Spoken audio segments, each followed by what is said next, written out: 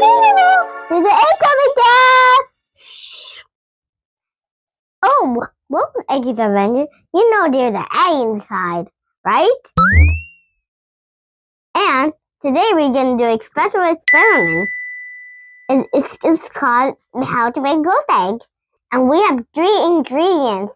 We need egg, a measuring cup, and vinegar. And we'll put the egg inside. And then we'll leave it there and we'll put the vinegar inside. Now be careful, Dad. And then you have to wait.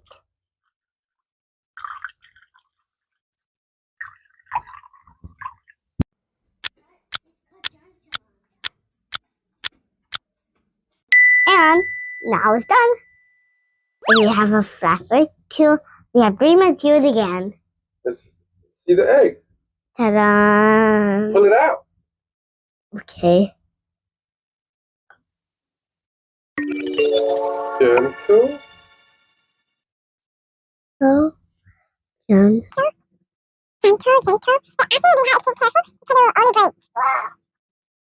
break. When you break it, that's okay. You mistake, and when you break it, you might have to make another one. So, comment my video, and subscribe and like. Wow, look at that egg. Ta-da! Now it's so fancy.